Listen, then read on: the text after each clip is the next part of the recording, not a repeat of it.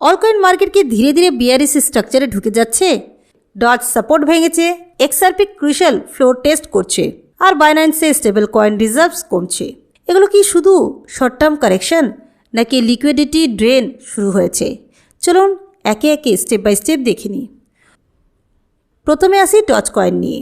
Dodge $0.1020 নিচে close করার পর ফ্রেশ ডিক্লাইন শুরু করেছে। প্রাইস এখন $0.0950 নিচে এবং 100 আওয়ারলি সিম্পল মুভিং অ্যাভারেজের নিচে ট্রেড করছে। আওয়ারলি চার্টে $0.0958 লেভেলে একটি ক্লিয়ার বেয়ারিশ ট্রেন্ড লাইন তৈরি হয়েছে। এটা ইমিডিয়েট রেজিস্ট্যান্স হিসাবে কাজ করছে। প্রাইস $0.0974 সুইং হাই থেকে $0.0909 লো পর্যন্ত ড্রপ হয়েছে। তার 38.2% ফিবো রিট্রেসমেন্ট লেভেলের নিচে প্রাইস আটকে আছে, মানে রিকভারি অ্যাটেম্প উইক। আরএসআই এখন 50 এর নিচে, এমএসিডি বেয়ারিশ জোনে মোমেন্টাম বাড়াচ্ছে। এই স্ট্রাকচারে একটা জিনিস বোঝা যাচ্ছে, শর্ট টার্মে মার্কেট এখন লোয়ার হাই এবং লোয়ার লো তৈরি করছে। $0.0955 থেকে $0.0975 এর জোন এখন সাপ্লাই জোন। এখানে লাইকলি ডিস্ট্রিবিউশন হচ্ছে। যদি প্রাইস $0.0958 উপরে সাস্টেন করতে না পারে তাহলে ডাউনসাইড কন্টিনিউয়েশন সম্ভব। ইমিডিয়েট সাপোর্ট হচ্ছে $0.0910, তারপর $0.0900। মেজর সাপোর্ট হচ্ছে $0.0880। $0.088 এর নিচে ক্লোজ হলে নেক্সট লিকুইডিটি পকেট হতে পারে $0.0832 বা $0.0820। অর্থাৎ স্ট্রাকচার এখন বুলিশ রিভার্সাল কনফার্ম করছে না, বরং কনসলিডেশন আন্ডার রেজিস্ট্যান্স। এখন চলুন লিকুইডিটি দিকটা দেখি। বাইন্যান্সের স্টেবল কয়েন রিজার্ভস নভেম্বর থেকে 18.6% কমেছে।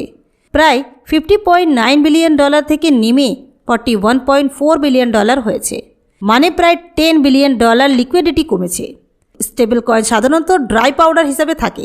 যখন ইনভেস্টার এক্সচেঞ্জে স্টেবল কয়েন রেখে দেয় তখন সেটা পোটেনশিয়ালি বাইং পাওয়ার তৈরি করে, কিন্তু রিজার্ভস কমা মানে ক্যাপিটাল এক্সচেঞ্জ থেকে বের হচ্ছে।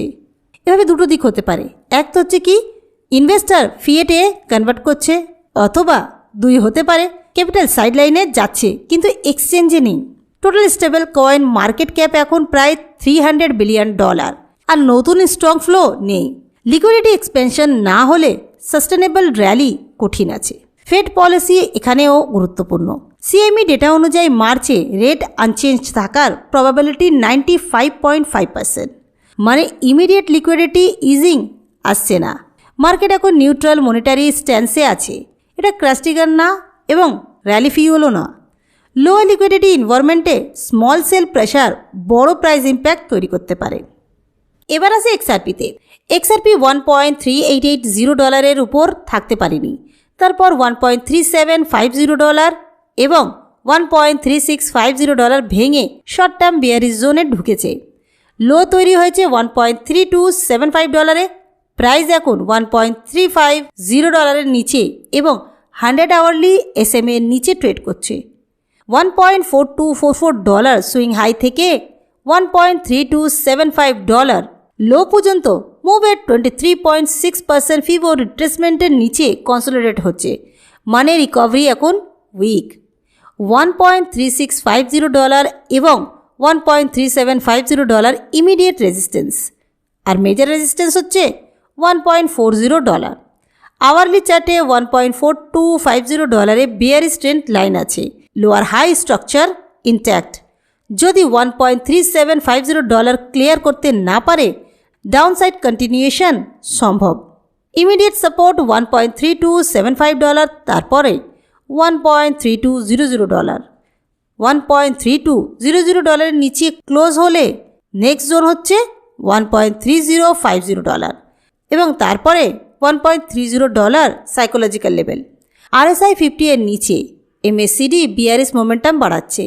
এখন পুরো পিকচারটা যদি দেখি তাহলে বুঝতে পারছি ডজ বিয়ারিশ কনসলিডেশনে, এক্সআরপি বিয়ারিশ কন্টিনিউয়েশন স্ট্রাকচারে, বাইন্যান্স স্টেবল কয়েন রিজার্ভস কমছে, লিকুইডিটি ইনফ্লো কম, ফেড নিউট্রাল। এটা ক্যাপিটাল কনস্ট্রাকশন ফেজ নির্দেশ করতে পারে। শর্ট টার্মে ট্রেডারের জন্য রেজিস্ট্যান্স জোন খুব গুরুত্বপূর্ণ। লিকুইডিটি সুইপ হতে পারে। লং টার্ম স্ট্রাকচার এখন ফুললি ব্রেকডাউন না, কিন্তু রিভার্সাল কনফার্মও না। অ্যাকুমুলেশনের ক্লিয়ার এভিডেন্স নেই। ডিস্ট্রিবিউশন ফেজ চলতে পারে যদি রেজিস্ট্যান্স রিক্লেম না করে। লো লিকুইডিটি এনভায়রনমেন্টে ভলাটিলিটি স্পাইক দ্রুত আসে। মার্কেট ডাইরেকশন এখনও কনফার্ম হয়নি। রেজিস্ট্যান্স রিক্লেম না হওয়া পর্যন্ত স্ট্রাকচার কজেস।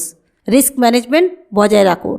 যদি ভিডিওটা ভালো লেগে থাকে তবে লাইক করুন এবং আগামী দিন নতুন ভিডিও আপডেট পেতে আমাদের চ্যানেলটিকে সাবস্ক্রাইব করে রাখুন।